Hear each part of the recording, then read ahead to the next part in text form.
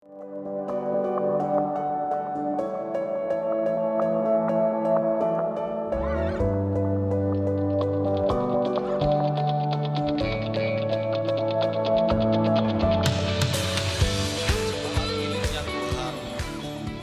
yang dikasihinya, ibadah raya pagi hari ini kita lakukan dengan pengakuan pertolongan kita datang dari Tuhan, pencipta langit dan bumi serta segala isinya. Tuhan setia, Dia tidak pernah meninggalkan perbuatan tangannya. Turunlah atas kita sekalian kasih karunia dan damai sejahtera dari Allah Bapa, Anak, dan Roh Kudus dalam ibadah raya pagi hari ini. Kami datang dengan hati yang penuh ungkapan syukur kepada Tuhan. Pun keadaan kami, kebaikan-Mu tak pernah dapat disangkal, ya Tuhan. Engkau ada di dalam musim kehidupan kami. Oleh sebab itu, pagi hari ini ya Tuhan, kami persembahkan yang terbaik untuk-Mu. Pujian, penyembahan, hidup kami persembahkan untuk Tuhan. Demi kemuliaan nama Tuhan. Bersama-sama dengan seluruh jemaat-Mu, kami menikmati berkat Tuhan. Kami menikmati sukacita surgawi. Di dalam nama Tuhan Yesus kami berdoa. Amin. Selamat beribadah, Tuhan Yesus memberkati kita semua. Mari bersama-sama kita mau bertepuk tangan di hadapan Tuhan.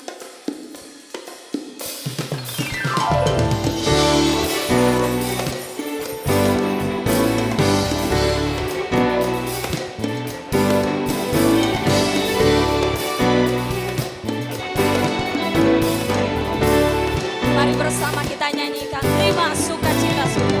Terima sukacita surga, itulah kekuatan bagi jiwa. Ku dapat rasakan kasih-Nya di tengah badai yang bergelora. Terima sukacita surga, itulah kekuatan bagi jiwa.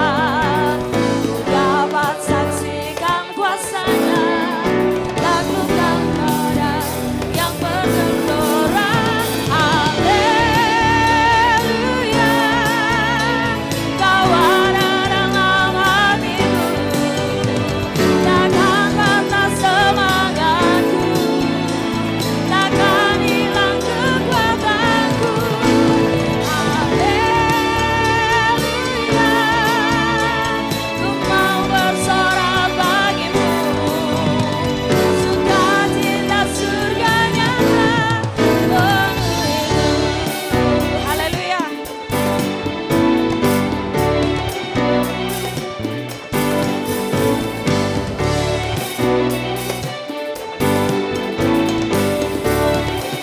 Mari sekali lagi katakan, terima sukacita surga, itulah kekuatan bagi jiwa. Ku dapat rasakan kasih-Nya di tengah badai yang bergelora. Terima sukacita surga, itulah kekuatan bagi jiwa. Dapat saksikan kuasa-Nya, lakukan badai yang haleluya, haleluya, Kau ada dalam hatiku, takkan patah semangatku, takkan hilang kekuatanku. Haleluya, ku mau bersorak bagimu, sukacita surga nyata penuhiku. Haleluya, kami mau terima sukacita surga di tempat ini Tuhan. Biarlah sukacita itu memenuhi hati dan hidup kami. Haleluya.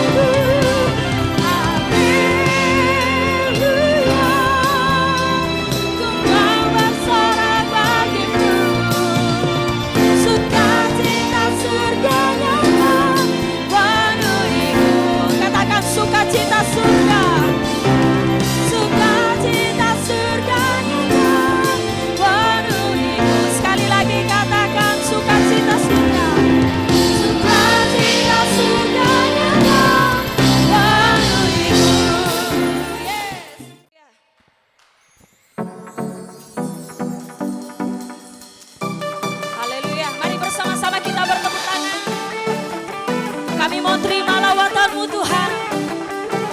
Yes.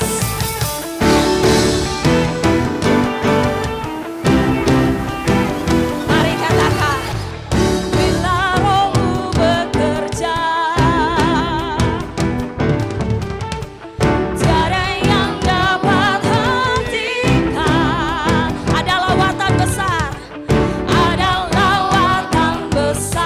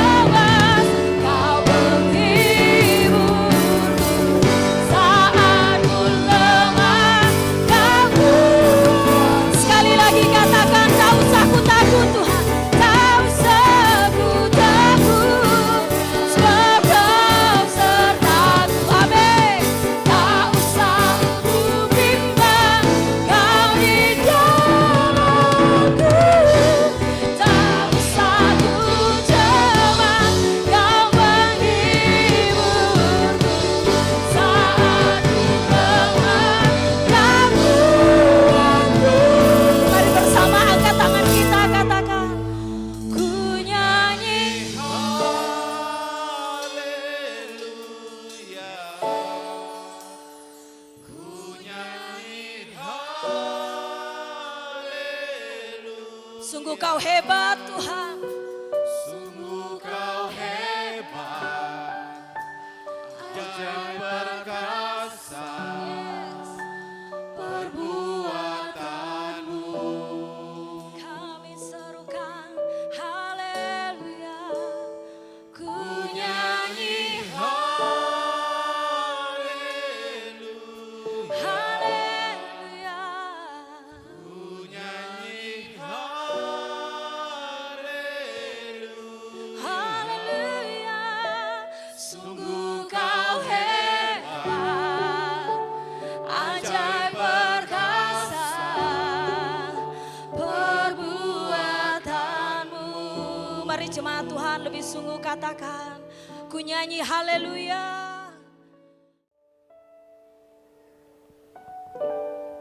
Mengapa engkau letih lesu, hai jiwaku? Bangkitlah, muliakanlah Tuhan. Engkau akan bersyukur lagi kepada Tuhan, sebab Tuhan, pada Tuhan terletak sukacita dan ucapan syukur semangat kita. Bapa di surga, kalau kami tak berdaya, Engkau Allah yang berdaya akan memberdayakan kami, menjadikan kami kuat, mampu. Jika kami ini tidak hebat, tetapi Engkau Allah yang hebat, maka Engkau menjadikan kami ini hebat oleh karena kuat kuasa-Mu yang ada di dalam kami. Terima kasih Tuhan. Hari ini dalam ibadah raya pagi di Gereja Isa Masih Pontianak, Engkau hadir bersama-sama dengan kami. Apapun perasaan kami, Tuhan sesungguhnya sedang mau berkata kepada kami melalui pujian penyembahan. Engkau boleh lemah, tetapi jangan tinggal dalam kelemahan, sebab aku bukan Allah yang lemah. Aku menyediakan pemulihan, aku menyediakan mujizat, aku menyediakan pembaharuan. Yang lemah dikuatkan, yang miskin diperkaya, yang berputus asa diberi semangat kekuatan baru oleh Allah. Semua dikerjakan bukan dengan kuat dan gagah kami manusia ya Tuhan, tetapi oleh kuat dan gagah Allah yang perkasa. Oleh sebab itu ya Tuhan, kami mendengarkan firman-Mu menginjak bulan Desember ini. Kami merenungkan tema-tema Natal. Kami berdoa Allah Roh Kudus membimbing kami, mengajari kami, dan mengisi hati kami dengan firman-Mu yang menyukakan itu. Di dalam nama Tuhan Yesus kami berdoa. Amin. Jemaat yang dikasihi oleh Tuhan, kita masuk bulan Desember, kita menggunakan tema Natal dan juga tema bulanan bulan Desember ini, yaitu mari kita pergi ke Bethlehem. Dan pada hari ini kita mengawali sebuah perikop tentang berita kepada gembala yang akan menjadi bagian khotbah berseri pada setiap minggunya. Dan kita mulai pada hari ini dalam Lukas pasal 2 ayat yang ke-8 sampai yang ke-11.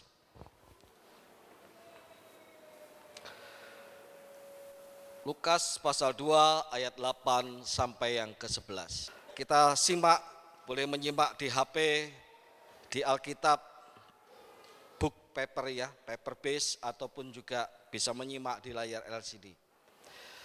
Demikian firman Tuhan. Di daerah itu ada gembala-gembala yang tinggal di padang menjaga kawanan ternak mereka pada waktu malam. Tiba-tiba berdirilah seorang malaikat Tuhan di dekat mereka, dan kemuliaan Tuhan bersinar meliputi mereka, dan mereka sangat ketakutan. Lalu kata malaikat itu kepada mereka, "Jangan takut, Sebab sesungguhnya aku memberitakan kepadamu kesukaan besar untuk seluruh bangsa. Hari ini telah lahir bagimu Juru Selamat, yaitu Kristus Tuhan di kota Daud. Jemaat yang dikasihi oleh Tuhan, jika yang asli datang, maka yang palsu pasti akan ketakutan. Sama seperti kalau kita menonton sebuah tayangan televisi, di sana ada bintang-bintang komedi seperti Sule dan Andre Taulani pada kira-kira 1-2 tahun yang lalu. Seringkali mereka itu menampilkan tentang tokoh-tokoh yang diperankan oleh mereka menjadi tokoh-tokoh palsu. Ada yang menampilkan menjadi Dokter Boyke, ada yang menampilkan menjadi Rhoma Irama dengan pasangan jambang yang palsu. Lalu ketika yang asli itu datang, Rhoma Irama yang asli datang, Dokter Boyke yang asli datang, maka mereka pun terkesan atau menunjukkan diri merasa malu. Tetapi ketika yang asli datang, bukan hanya pengasong atau penjual kepalsuan itu yang menjadi takut. Tetapi para pengguna, orang-orang yang biasa memakai barang-barang KW, barang-barang palsu, akan merasa rendah diri. Mereka pun menjadi takut sebab mereka tak mampu untuk membeli yang asli. Karena yang asli hampir pasti, bahkan bukan hampir, pasti dijamin 100% akan lebih mahal dari barang-barang yang palsu. Jika yang genuine datang, maka yang KW ketakutan. Bukan hanya pengasong barang yang KW, tetapi para pemakai barang yang KW juga merasa minder karena tak mampu membeli barang yang asli. Jemaat yang dikasihi oleh Tuhan, Alkitab kita mencatat tentang hadirnya Mesias, yaitu Kristus yang diurapi. Sebuah kelahiran diberitakan kepada para gembala di padang Efrata. Sang Juru Selamat itu sudah lahir di kota Daud. Tetapi sebelumnya ada berita yang sama yang kira-kira 10 tahun atau 5 sampai 10 tahun sebelum Tuhan Yesus lahir. Berita itu diberitakan tentang lahirnya seorang Juru Selamat, anak Tuhan yang akan membawa damai bagi seluruh bangsa. Berita itu menjadi cerita di dalam dunia kekaisaran Romawi. Kita bersyukur kepada Tuhan bahwa di abad 19 diketemukan inskripsi atau prasasti Priene. Priene adalah sebuah daerah di sebelah barat dari Turki sekarang ini. Sebuah wilayah kekuasaan Romawi pada saat itu.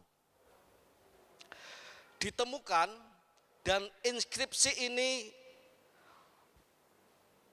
menyatakan bahwa ditulis oleh Paulus Fabius Maximus, seorang prokonsul atau seorang senator Romawi untuk wilayah Asia.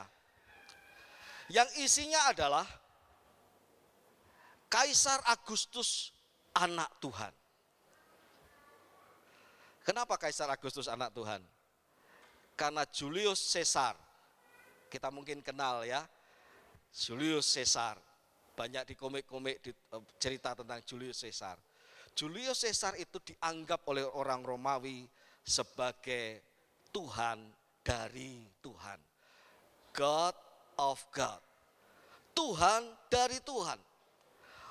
Sedangkan Agustus adalah anak angkatnya yang menggantikan dia ketika dia wafat, dibunuh. Maka Agustus pun kemudian digelari oleh Senat sebagai anak Tuhan. Masa pemerintahannya yang penuh damai selama hampir 2 abad, pengaruh pemerintahan Agustus itu tidak hanya di seumur hidupnya, tetapi kira-kira sampai 2 abad. Pengaruh pemerintahannya itu mendatangkan damai di Pax Romana. Maka ia pun digelari juru selamat, pembawa damai. Dan di inskripsi atau prasasti Priene ini tertulis, hari kelahiran Kaisar Agustus adalah pertanda dimulainya kabar baik. Dalam bahasa Yunaninya Evangelion, sama yang dipakai untuk Injil juga Evangelion. Dalam menjadi bagian dari Injil, kabar baik, gospel dalam bahasa Inggris, untuk seluruh dunia. Paulus Fabius Maximus memberikan usulan pada inskripsi atau prasastinya ini, supaya tanggal lahir Kaisar Agustus menjadi pertanda dimulainya tahun baru, yaitu kira-kira pada bulan September Masehi. Inskripsi ini membuktikan bahwa Kaisar Agustus pernah menjadi objek resmi penyembahan Romawi. Jemaat yang dikasihi oleh Tuhan, kalau saya mau katakan, ada banyak orang salah alamat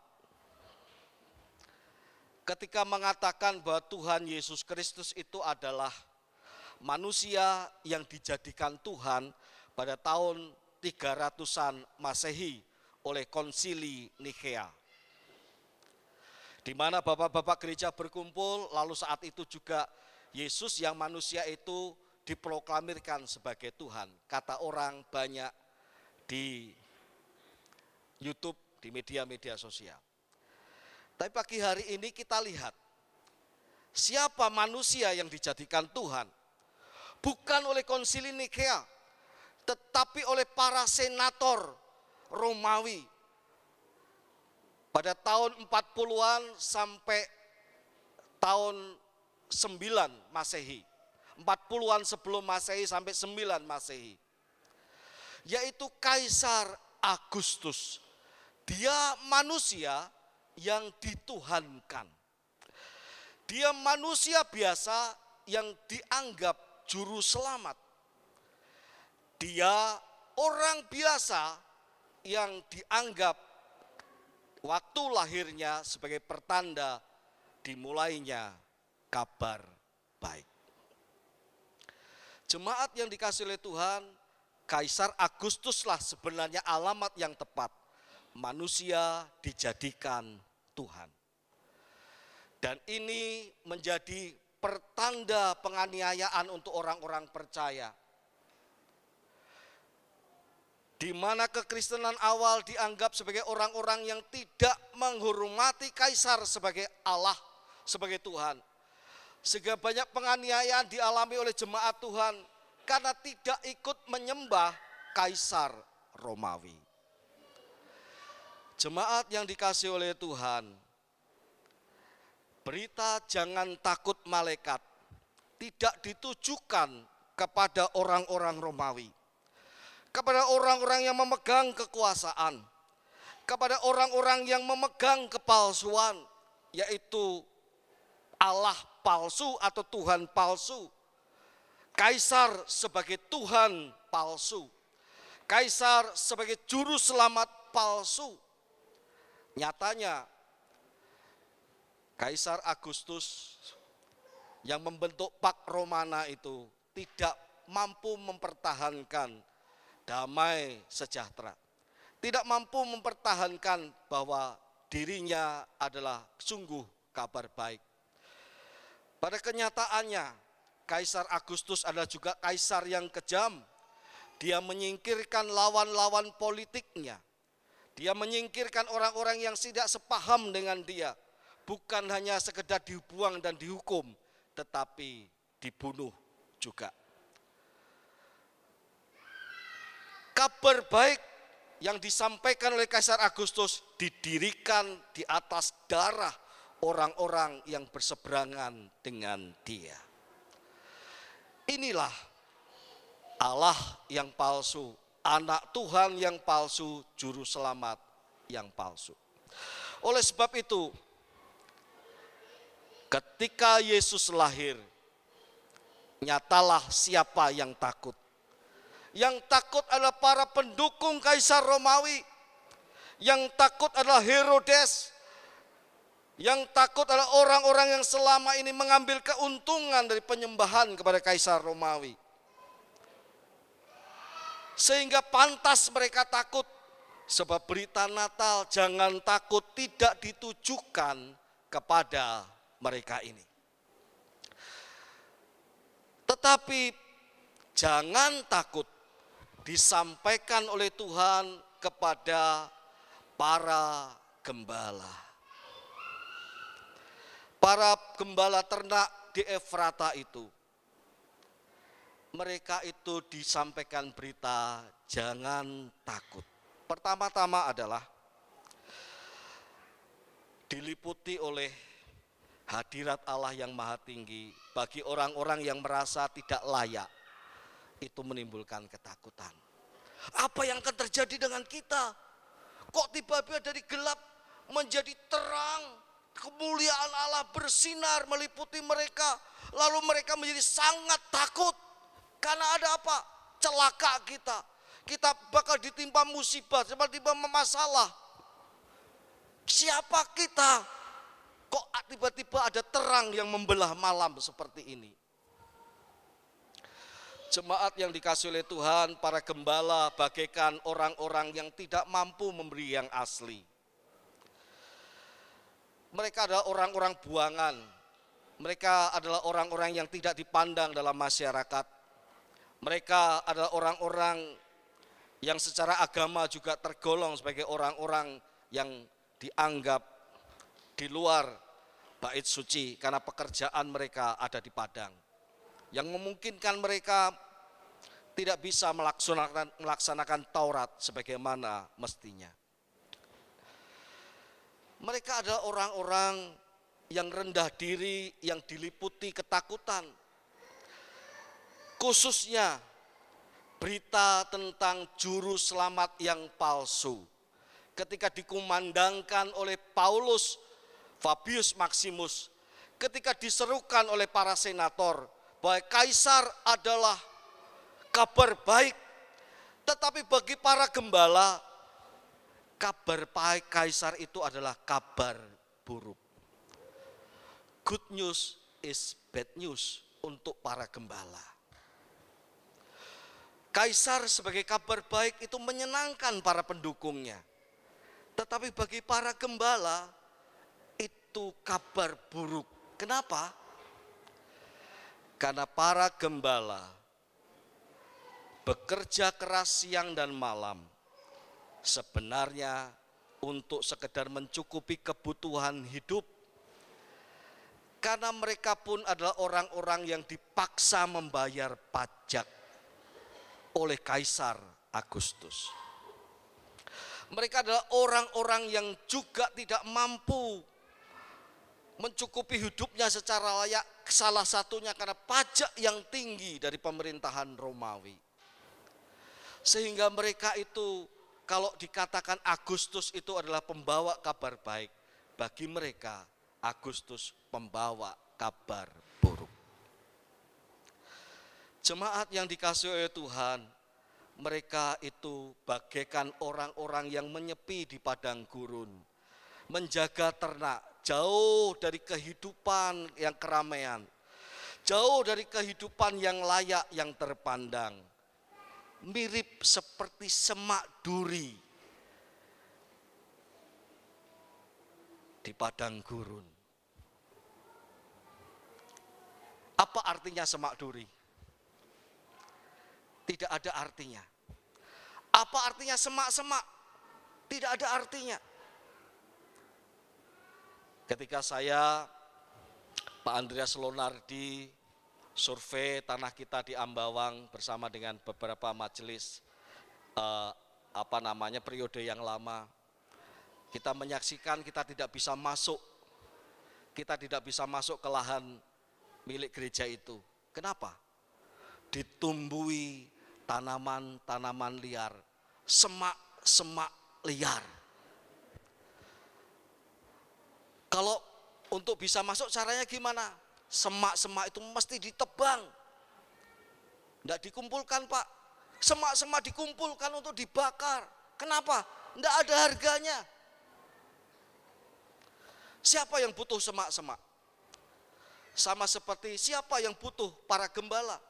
Siapa mereka?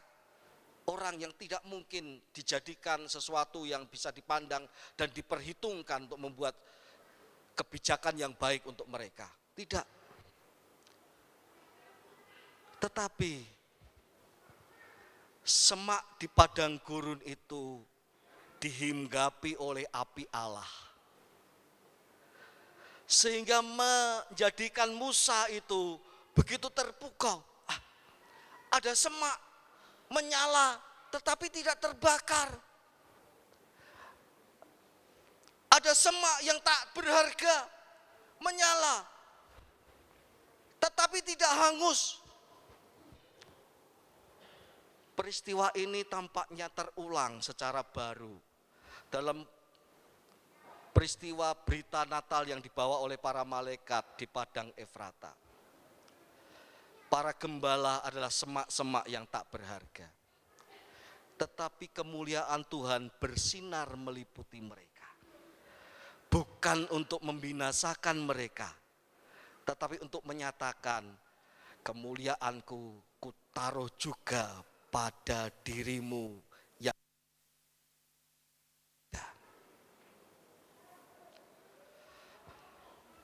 kemuliaanku ini kuperuntukkan juga untuk kamu. Kemuliaanku bukan hanya hadir di bait suci. Kemuliaanku juga hadir dalam kehidupan kalian. Hadir menyapa kalian. Kemuliaanku bukan untuk menyakiti. Tapi kemuliaanku akan menjadi pertanda bahwa aku dimuliakan melalui kehidupan engkau yang tak berharga. Jemaat yang dikasihi oleh Tuhan, kita berharga di mata Tuhan. Amin. Amin.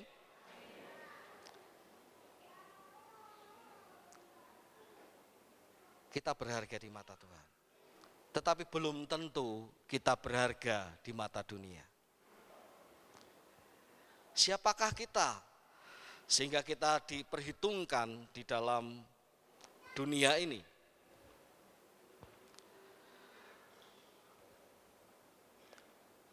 Siapakah gereja Tuhan yang ada di Jalan Letkol Sugiono ini? Ada 2 gereja yang diperhitungkan ketika pemerintah itu menjadikan Jalan Letkol Sugiono sebagai area untuk PKL.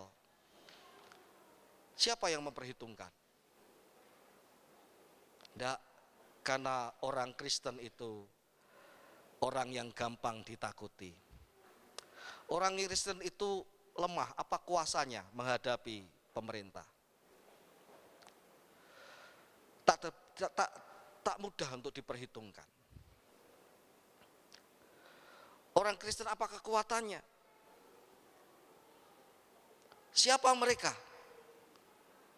Kalau mungkin mau disombong-sombongkan, siapa kamu? Kata seorang pejabat ketika mendengarkan protes dari seorang anak Tuhan mengenai PKL, pejabat itu berkata, siapa kamu? Jemaat yang dikasihi oleh Tuhan, kita dibiasakan untuk menerima kenyataan bahwa diri kita ini orang-orang yang tidak diperhitungkan. yang hanya dicari ketika dibutuhkan, tetapi bisa saja kemudian tidak dianggap dalam kebijakan-kebijakan yang bersinggungan dengan kepentingan kita. Namun saya mau berkata kepada jemaat sekalian yang dikasihi oleh Tuhan, kita diperhatikan oleh Tuhan. Jemaat yang dikasihi oleh Tuhan, siapakah kita yang dipandang oleh Yesus Kristus sehingga Dia menyatakan kasih karunia-Nya kepada kita? Bukankah kita ini orang-orang yang pantas dilaknati oleh sebab kita memusuhi Allah? Mungkin kita menganggap diri kita baik, kita berbuat baik, sebelum menjadi orang Kristen pun kita berbuat baik. Kita dihargai di tengah-tengah masyarakat. Tetapi kalau Allah berkata, apa yang kau banggakan dengan perbuatan baikmu? Perbuatan baikmu itu di mataku seperti kain lara. Tak berharga di mata Tuhan. Apa artinya? Artinya kemuliaan Tuhan itu tidak pernah bisa dibeli dengan kebaikan kita. Artinya kerajaan surga itu tak pernah bisa dibeli dengan kemampuan kita untuk berbuat baik. Saya tidak ngomong masalah timbang-timbangan antara perbuatan baik dan perbuatan jahat. Tidak. Andai kata kita mau membanggakan perbuatan baik kita, betapa murahnya surga itu dibeli dengan perbuatan baik. Tetapi kalau kita ini minder, kita ini rendah diri karena tidak ada seorang pun yang mampu membeli kerajaan surga, mampu membeli keselamatan kekal itu. Kita ini orang-orang yang bagai gembala yang tidak mampu untuk menikmati kemuliaan Tuhan. Yang tidak layak karena kita tidak mampu membeli, yang kita tidak mampu diperhitungkan untuk menikmati kemuliaan Tuhan itu. Tetapi kalau kita sekarang ada sebagai anak-anak Tuhan, menikmati kemuliaan Tuhan, disebut bukan lagi anak-anak dunia ini, tetapi anak-anak Tuhan. Dengan apakah kita dapat katakan? Kecuali kita mau berkata kepada malaikat Tuhan, aku tidak takut lagi karena kemuliaan Tuhan bersinar meliputi diriku. Aku tidak takut lagi sebab Tuhan melayakkan aku untuk melihat bahwa kemuliaannya juga diperuntukkan untuk aku. Jemaat Gereja Isa Al-Masih Pontianak tidak lagi menjadi jemaat yang lesu dan letih dan berdiam diri dalam keletihan dan kelesuan seolah-olah tidak ada harapan akan masa depan. Tetapi jemaat Gereja Isa Al-Masih Pontianak melalui berita jangan takut dari malaikat mau menyatakan, Tuhan, kalau engkau membakar semak yang dilihat oleh Musa di padang penggembalaan itu, kalau kemuliaanmu datang menghampiri kepada gembala di Efrata, kami ini juga semak-semak Tuhan. Kami ini mungkin tak diperhitungkan, tetapi biarlah kemuliaanmu bersinar di dalam kami. Amin. Jemaat yang dikasihi oleh Tuhan, oleh sebab itu bangkitkan jiwa kita. Jangan dibuat lemah oleh dunia ini. Jangan dibuat lesu oleh kondisi. Karena Tuhan bersedia menjadikanmu dan menjadikanku sarana kemuliaannya. Menikmati kemuliaannya bersinar dalam pelayanan ibadah dan hidup kita sehari-hari. Oleh sebab itu, berita malaikat Tuhan hendak berkata kepada kita, jangan takut, karena kabar baik yang kita terima bukan kabar baik yang buruk, tidak. Ia sungguh-sungguh kabar baik. Kata memberitakan yang diterjemahkan oleh Lembaga Alkitab Indonesia, memberitakan, berasal dari kata evangelion. Jadi sebenarnya bisa diterjemahkan, sebab sesungguhnya aku memberitakan kabar baik, atau sebab sesungguhnya aku mengabarkan kebaikan, yaitu kesukaan besar untuk seluruh bangsa. Yesus Kristus, jemaat Tuhan, tidak akan menjadi sasaran kabar baik yang palsu. Tuhan memberitakan kepada kita kabar baik yang sesungguhnya. Dia memberitakan kabar baik ini tidak di atas kumpulan darah atau tumpukan darah. Tetapi Tuhan justru beda dengan Agustus, Kaisar Agustus. Kalau Kaisar Agustus itu membumi hanguskan lawan-lawan politiknya, menyingkirkan mereka, dipenjara atau dibunuh. Tetapi kabar baik Tuhan justru menjadikan dirimu dan diriku, jemaat Tuhan, seteru-seteru Allah, bukan untuk dihancurkan, tetapi untuk dipulihkan. Itulah kabar baik. Orang berdosa diselamatkan, yang sakit disembuhkan, orang berdosa diberi jalan pertobatan dan pengampunan oleh Tuhan. Kabar baik itu adalah kabar baik yang sejati, sebab juru selamat yang sejati, Kristus yang sejati, Tuhan yang sejati telah lahir dan menjadi tanda kesukaan besar untuk seluruh bangsa.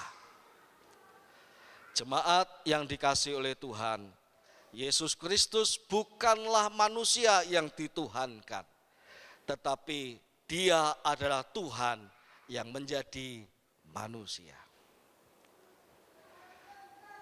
Dia adalah Tuhan yang sejati. Dia adalah juru selamat yang sejati. Dia adalah yang diurapi, Mesias yang sejati. Telah lahir 2000 tahun yang lalu. Dan sekarang kita menjadi bagian dari orang-orang yang menikmati kesukaan besar untuk seluruh bangsa itu. Jemaat yang dikasihi oleh Tuhan, mari di momen Natal seperti sekarang ini, kita mendengarkan kembali berita malaikat, jangan takut, jangan gelisah, jangan putus asa, jangan rendah diri, jangan jadi orang yang mengasingkan diri, jangan jadi orang yang menghindar karena kamu merasa bukan apa-apa dan bukan siapa-siapa. Jangan menjadi orang yang sekedar menjadi korban penderita dari segala kebijakan yang kita alami. Tetapi mari kita buka diri kita. Kita biarkan Allah kemuliaannya menghampiri kita. Menjadikan kita tanda-tanda kemuliaan Tuhan. Sehingga ketakutan kita akan diganti dengan kesukaan besar. Berita Natal itu menyingkirkan ketakutan dan menggantinya dengan kesukaan besar. Dunia hendak menakuti kita, tetapi kesukaan besar ditawarkan, bahkan dikehendaki oleh Tuhan untuk kita nikmati. Dunia menghendaki kita berputus asa, tetapi Natal membawa berita bahwa kesukaan besar itu mendatangkan semangat di dalam kehidupan kita. Kita memang lemah, tetapi kalau kita kuat, itu karena kemuliaan Tuhan bersinar atas hidup kita. Sama seperti para gembala adalah orang-orang yang lemah. Tetapi kalau mereka itu kuat, Kalau mereka itu menjadi orang yang dikuatkan dan menikmati berita Natal yang membesarkan hati mereka, semata-mata karena kesukaan besar, sukacita mereka, kekuatan mereka berasal dari Tuhan. Jemaat Gereja Isa Al-Masih Pontianak, mari terus kuat di dalam Tuhan, bukan kuat karena kekuatan kita. Jemaat Gereja Isa Al-Masih Pontianak, mari jangan menjadi lemah karena Tuhan memberikan kepada kita sukacita yang besar itu. Jangan menjadi orang yang menggerutu dan tinggal dalam gerutuan, sebab kesukaan besar itu mendatangkan sukacita dan ucapan syukur kita. Mari bersama-sama dengan Daud kita berkata, bangunlah hai jiwaku, bangunlah sebab engkau disapa oleh Tuhan, sebab engkau dilayakkan oleh Tuhan, sebab Tuhan membawa berita kesukaan besar untukmu hai jiwaku. Tuhan Yesus memberkati.